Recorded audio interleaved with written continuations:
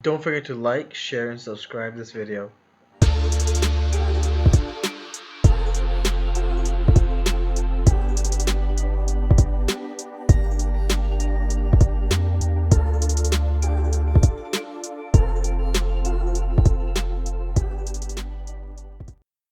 Hello and welcome back to Infinite E, where the entertainment is limitless. Today we're back. Today we're back with Brian. Hi, man. It's good to be back. That's good. That's good. And so, since it's gonna be Pokemon Day tomorrow, that's today's topic about Woohoo! about how we got into Pokemon, and there's some what you call some hints in the at the end of the trailer. I'm not of the trailer of this podcast about if they would make or remake Diamond Pearl. So let's begin then. Okay. Um yeah, man. So Brian, how did you get into Pokemon, or how did you get introduced into Oh, that? I'd say through my younger brother, who's a stepbrother actually. So when I came to Germany, I think it was 2009. Um, previ- Previous to 2009, I didn't have any Pokemon knowledge, so to say. So I moved to Germany in 2009, and there I got introduced to my younger brother now, and I think that's the start of me like getting into um, animated series in general, and of course Pokemon included, and through the love of animated series and the Pokemon series, I got into gaming. Um, I think the first one I played was um, perhaps Emerald on the Nintendo Advance and the Advance SP. Um, yeah, yeah. And oh, for me, How did you get my cousin into actually, Pokemon? Yeah. and he gave me the handbook for Pokemon, and plus I got introduced since not Fire Red, since Red, yeah, since Pokemon Red, which was the old Game Boy one, the one that's gonna have its 25th anniversary. Yeah, yeah, yeah. Oh So that yeah. one is what I got introduced for to, and I would play every time. And then through that, I fell in love with Charizard. Of course, Mm. everyone loves their Charizards. Um, Everybody got to love Charizard, man. Yeah, and yeah, so I got it through my cousin, and so I played since then. But then I never understood what was happening. I never knew what was happening. I Hmm. was pretty blank at it. And so yeah, after a while, my own experience through that introduction, I would say, I then got Yes. into what you got. My dad got me Game Boy Advance SP, which when everything was then in Yes, of course, man. everything else was in color then, in that game. Everything was color Yes. then instead of black and white. And then I got Emerald as well. Yeah. And Wasn't SP also the one where for the first time you could like adjust the brightness? Right? yes, Oh yes, man. yes. Yes. Yeah. Okay. Do Yes. continue. Okay, You no got worries, no Emerald. worries. I got Emerald, and then I got the remake for Fire Red, Mm-hmm. and I got Leaf Green. I got both Fire Red and Leaf Green, and then yeah, man, I then started playing, and then that's also the time when Fire Red and Leaf Green came out. They Yes. introduced a wireless adapter to then you can trade. Oh yes, Remember that? yes, yes. Yeah. So it's wirelessly instead of So, that link yeah, cable. yeah. So Yeah, and so yeah, I just used that instead, and it was just great. It was great using that way, and then just it was just great. And then I still remember I fell in love with Articuno that time as well. Articuno was my guy that time in what do you call it, Fire Red mm-hmm. or Leaf Green. I don't know which one. I think it was the Leaf Green one. I had Articuno, and I fell in love with Articuno, and man, I would use him every time when I go against my Mm-hmm. friends and just annihilate Annihilate. Yeah, everyone yeah, with man. It's a beautiful Articuno. bird. It's a beautiful bird, Articuno. Yeah. I like it. Yeah. But yeah, what about you? What was your Pokemon team like when you played? Oh, I'd go because I'm a bit of I like everything to be balanced. So what I would do is I would never stick to one Pokemon. Um, I would be constantly playing with all of them, so to say, to keep the levels balanced, right? In this, Yeah. I mean, I didn't have a strategy behind it. I was just playing for the funs of it, and also because all these species of interesting uh, are interesting. I loved Pikachu. I knew, and then Trico. Good starter. I loved Trico, especially because I'm not sure if it's the last evolution of it with like the stick in his Oh, mouth. that's the thing. Oh wait, does it have the stick in his mouth, or is it because it's Does it the have the stick in his Yeah, mouth? that's the thing. Because remember in the anime, I understand in the anime, Trico always In had a the stick. anime, he had the stick Yeah. in it. Perhaps I'm confusing, but the fact that somewhere he had like a toothpick in his mouth, it kind of made him so gangster to me that I was like, you know what? Yes. And plus his like tree code. There's like tree, and he's green, and he's pro-life. I don't know. I don't know where I'm going. Uh, Not pro-life in the sense of pro-life, but pro-life in the sense of green and trees and life. Yeah. But yeah, man, dude. Yeah, Diamond, not Diamond and Pearl. What do you call? Gen 3. So that's what do you call it? Emerald, Emerald, yes. Ruby, and Sapphire. Yes, that's Gen 3. And so, yo, dude, actually in that generation, the starters were good. Like, I would pick any of That the was three solid. starters. Yeah. Yeah, there were solid starters. And then I think fourth gen, which is your Diamond and Pearl and Platinum, those starters were solid as well.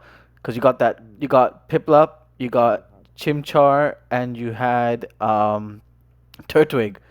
Yeah, Oh yeah, yeah, yeah. those were I a good. remember Chimchar. I Yeah. remember Chimchar. And dude, their shiny forms are also good, man. They're just a lighter color of the original. So it Uh was huh. like, except for Chimchar, he was more of a pink than a red. Turtwig was a green, but a lime kind of green. And Piplup was what you call. Piplup was a light blue, like a very, very light blue. But anyways, that's just their Mhm. shiny Mhm. forms. But talking about Diamond and Pearl, as we were saying, do you think this year, since it's the 25th anniversary, man, 25th anniversary of Pokemon, man, can't believe it, dude. Pokemon's like as old as us, around our age only, and like we Yo, actually, I'm 25. yeah, I'm 25. You know what I mean? yeah, and like It's we like actually it's grew as up with old it. as me. Yeah. Yeah. But yeah, dude, we actually grew up with Pokemon. Like that's the cool part. Like we actually saw it evolve. No pun intended, but like we saw the whole Maybe a little bit. franchise. We saw the whole franchise evolve actually. Like we saw it Yeah. from Gen 1 all the way to now Gen 8, which is pretty Wait, cool. I have to say I'm not, and I guess this is like the whole nostalgia thing that the world is always on. Is I'm not that really into like the later generations because, and I think it's because due to the fact that I'm not so connected to Pokemon as I was when I was a child and playing all these games and watching the series and stuff like that, right? But like, can you give me an example of like a newer generation Pokemon? Newer generation. So, do you want to go from Yeah. what number would you count as nostalgic? Like till what generation would you count as nostalgic? Well, good question. Right? Because Good like question. we kind of grew up with the whole thing. Okay, of course, Gen 1 is proper Yeah, yeah, yeah, nostalgic. Gen 2 is yeah. also nostalgic. Gen 3 would also count as nostalgic. Obviously. Um, Gen 4 could I think Yeah, It's still yeah, in the it's line, still yeah. there, but I think it starts to get muddy towards Gen 5, right? So then I'm like, Yeah, maybe? Gen 5, that's your black and white. Yeah, Yeah. Gen 5 is your black and white. Gen 6 is your X and Y, X and yes. Y, I think. Gen 7 Is is your what's Gen Omega, 7? I forgot. Ruby, and No, that's the remake. oh yeah, yeah, yeah. What's the Omega Ruby Gen is the 7? Ah, I Sun know. and Moon. It was in Hawaii. Sun and Sun and Moon. Moon. Sun Yes, and Sun and Moon. Moon. And now Gen 8, which is in London. Not London, UK. It's what you call shoot. Uh, I forgot now. um, Gen Sword and Shield. But okay, yeah, okay. I'll say the cutoff would be Gen 5 from Gen 5. No, Gen 4. Yeah, Gen 4 is the cutoff. Like from 1 to 4 would be nostalgic, and then 5 onwards would just be like, yeah, it's there. It's new. Well, It's still like the new to generation. to us, it's the newer generations, right? Yes, yes. Because we were there since since the dawn of time. No, we were there. Okay, there is also a bit. We grew up with them, right? So I think from Gen 5, 4, 5, Gen 5, um, I would say it's newer generations. So give me an example of like Sun and Moon, a new Pokemon that was From Sun and yeah. Moon. I think it would be the starters. So it was Poplio. That's the what you call the seal Pokemon. It's the starter for water type. Uh huh. And then we have Rowlet. It's an owl. It's for grass type. And then Litten, which is the tiger or cat for fire type. Yeah. And so yeah, those three would be like I would say it would still be like newer generations. But the tiger, I think you would know this. The tiger turns into not tiger, The Litten kitten. turns into Incineroar, the lucha libre kind of tiger, which does like not martial arts but like wrestling moves. And yeah, like he's the fire type. He's fire and dark towards the end, I think. Yeah, if I remember correctly, he's fire and dark towards the end, which is Mm-hmm. pretty cool because like a starter being dual type of fire and dark, Yeah. it's not very much there. Like not many starters have dual type. Of Oh yeah, course, yeah, yeah. Bulbasaur did. Yeah, Bulbasaur did have a dual type, if I'm not wrong. Poison and grass. Bulbasaur had poison. Yeah, I think so. Check if you can. Yeah. Bulbasaur, I think it was dual type with poison and grass, which is pretty cool, because he was the only starter that had a dual typing. I think that doesn't that make Charizard flying as well? That's fire and Yeah, but flying. then yes, exactly. It would But that's towards the end though. That's the thing.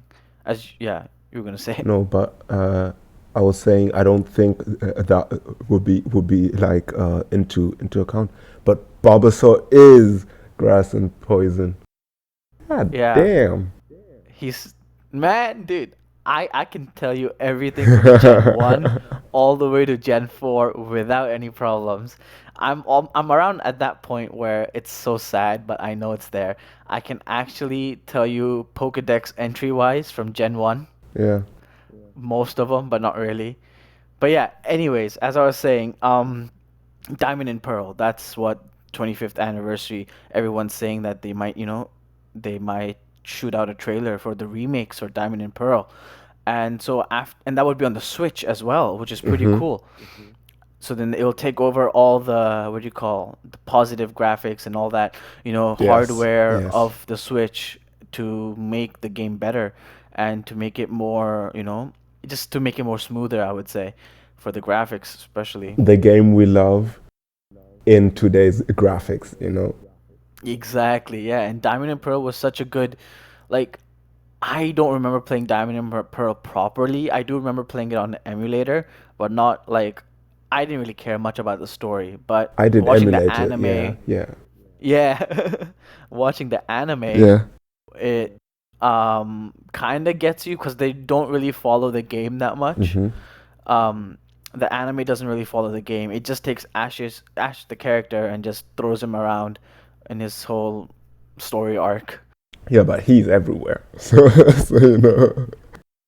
But yeah, and so what do you think, dude? What do you think they'll add on? Do you think they'll still keep with the Gigantamaxing that they had in Gen 8?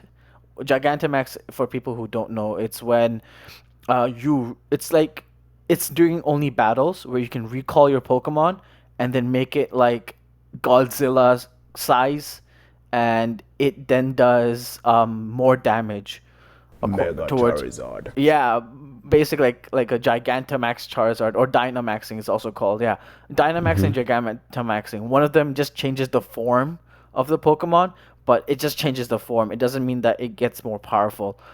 Yes. They both are just making the Pokemon size-wise huge. And what I mean by changing the form, it's just that the looks of the Pokemon, as in like Charizard's, I don't know if it's called Dynamaxing, Gigantamaxing. I gotta make sure which one it is. But when Charizard gets huge, he has this fire coming out of his mouth, and then he turns out to be more reptile-like, Mm-hmm. and he has like what you call bigger wings and a bigger body, and his design, like his artwork design changes in either Dynamax or Gigantamax. I don't know which one it is, but yeah. Do you think that Diamond and Pearl will bring back Gigantamax, and like will they add it in there?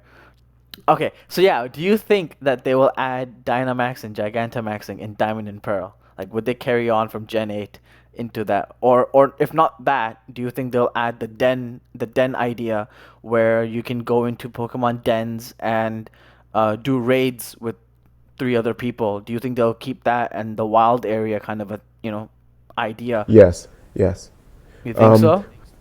well, it depends. First of all, on the Gigantamax issue, how popular was it, and who is the targeted audience, right? So because for example, if they're trying to go into that nostalgia path, then I think they would be best suited to leave it out, because I think for us, or for the older people playing Pokemon, it's a bit of a factor that alienates us and reminds us, oh, there's something that there's a new version of the thing that you love, and it's not really the same thing that you love. So, is it really a new version, or is it something completely new, right? Um, is it a remake or something completely new? Um, but I think in terms of like um, open, wild, but I think in terms of like open and wild Pokemon areas, and Pokemon dens and raids and stuff like that, I think nowadays you can't really picture an RPG without some sort of raid or den for you to move in with your buddies and, like, I don't know, loot, annihilate, or whatever. So I think and also it will be kind of fun, right? So I think the den idea, or the Pokemon den and raid, is actually a good idea. I enjoyed that in Pokemon Go. So the fact that you could actually go somewhere, meet with your friend, and, like, defeat this huge ass boss, right? It would be a unifying factor, and also more so when they released the remote raids pass and for Pokemon Go. I enjoy that because at the beginning I was like, yeah, let's walk around and play on our phones. And at some point, especially during the pandemic, it's like, oh, you know what? I might just check the raid from home. So all the better for it. So yeah, I would enjoy the rating system in in in the hope in this theoretical remake that we're talking about. Yeah. Yes, yes. Um, but even like in what you call, and if there would be dens and raids, then that means there will be some sort of a wild area. So like where you can what you call rotate your camera and you have a whole camera Mm-hmm. control. Because in Pokemon games you don't really No, you have much of don't. a Yes. camera control. And so in Gen 8 is when they introduce this wild area where you have this whole camera Mm-hmm. control and you can what you call you can just basically go around and it's just this open area where And you Pokemon can farm spawn. Pokemons, The right? Yeah. mm-hmm, mm-hmm. And they're all set at a certain level, which is kind of like it's kind of sad, but it's still okay because like you might find a what you call you might find this is just an example though. Mm-hmm. You might just find a Charmander that's like level 80 or not 80, 60 already, because it depends on what level you are. The Pokemons get capped at that Yes. level. If you're a starter, then the Pokemon's capped at a lower Obviously, yes. level. But if you get better, then the Pokemon's capped at a higher level. So that kind of, I mean, it would mean that you would have to farm a lot when you're a younger level and catch a lot of lower leveled ones, Mm-hmm. so you can help them gain better levels and better what do you call IVs and EVs. Okay, so is the level dependent on the trainer level or on the highest level of Pokemon of the same kind that you have? It's depends on the badges and all that. So like whatever badge you get, like you know how they say that oh at this certain level your Pokemons will listen to you when you have a so and so Yes, badge. yes. So it's according It's to that. according to the Like badges. All right. yeah. Yes. So like if you have all the badges, I think in the wild area right now when you get all the badges, they're capped at 60 if I'm not wrong. I've not played for a while, yeah.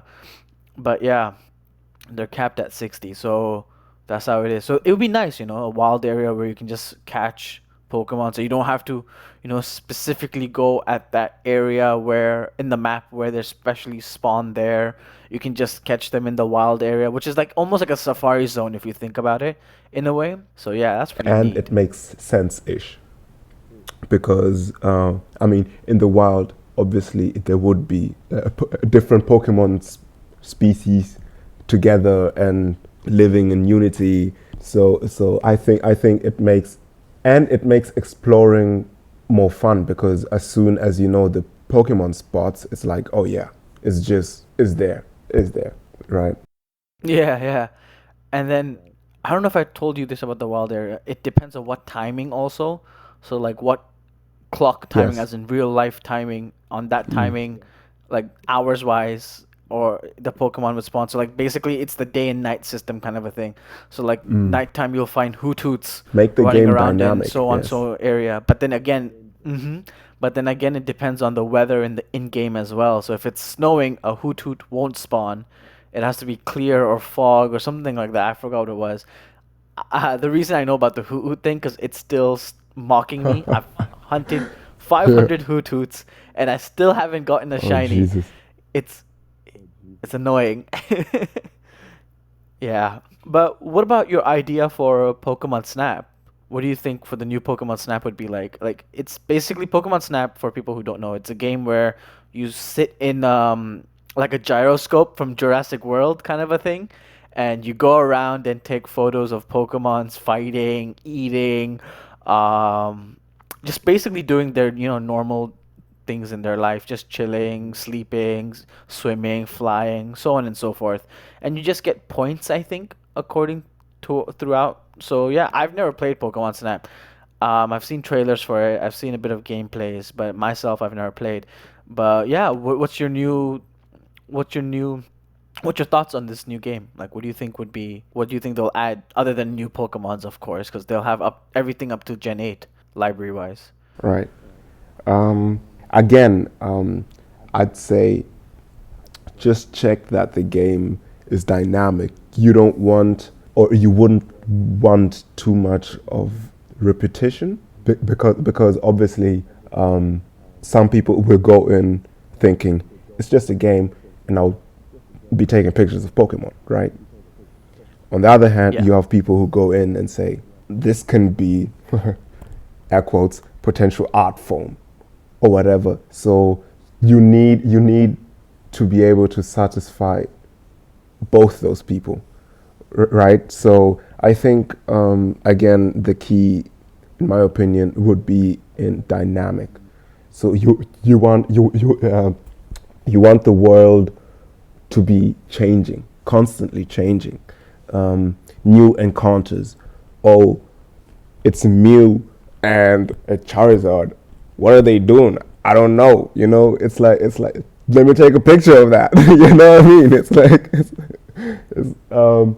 Yeah. So I think dynamic. I think they need to bring in something new from time to time that will constantly keep you wanting to explore more, and I think that will keep you in the game, keep you to the game. I mean, yeah.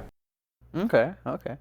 Do you think they would add any DLC wise? If not DLCs, then at least like I don't know if you know like how Animal Crossing follows the real life calendar, and so like during winter times, the island that you're on would snow, it would have Christmas and all that. So do you think um the new Snap would at least have like, free updates monthly wise, or, seasonally? Yeah, do you think they would have new updates? To be honest, I don't know about that one, because it's like, oh, for instance, if you're playing a game that changes with the season in real life, it's something that you perhaps might notice the first 5 times as like something interesting. It's like, oh yeah, it did do that, but eventually it depends. For example, I hate that in those type of situations or games. For example, GTA does the same thing, where towards Christmas it becomes like snowy, and then you also have a set of rules that come with that, right? So obviously the streets have to be a little bit more slidey, and because there's snow on it, right? And for that, it's like, okay, I know it's winter, I know it's Christmas time, but I'd love to finish this mission without, you know, wrecking my car or slipping out and falling into the ocean or something like that, right? So I think it depends on how they manage these seasonal updates. But other than that, I mean, I find it interesting. I find it cool because it's something that changes, you know. But yeah, I think it really depends on the ideas that they bring in these seasonal changes. Are they gonna have like some festivities, for example, I don't know, Oktoberfest or whatever, you know, something that makes it something that makes it interesting, that there is a seasonal change, you know. So that would be the fall then, Oktoberfest. It would be fall. Yeah. So yeah, that'd be nice. I mean, like to have seasonal changes and like seasonal free updates, which then you don't have to like, pay for, or like what you call no DLC stuff also, like how Sword and Shield did, Hmm. because they had two DLCs after the base game. And so yeah, it kind of would be nice because like even Animal Crossing is doing free updates. It's not even doing paid updates at all. So yeah, it would be nice seeing Pokemon doing free updates for their Pokemon Snap, the new one that's coming out for the Switch. And of course, you'll get to use the gyroscope of the Mm, what you hmm. call of the Switch to take photos and all that. So that would be pretty cool too. Then yeah, but yeah, that's all for today. Oh, how wonderful it would Let's hope be. all these things come true when we see the trailers for exactly. Yeah, man. I hope they do announce. They do announce. That'd be pretty great. Like if they did announce that Diamond and Pearl is getting a remake, and they show a little bit of a teaser slash trailer, then everyone's gonna just go crazy for it. They would want it because Hmm. then it would then release December time this year, and that'd be nice to I then mean, play that hope through. fully the COVID situation will be under control by then. But if not, then we have at least something to do. True, true. True. All right, that's all for today then. Thank you. Thank you guys for tuning in.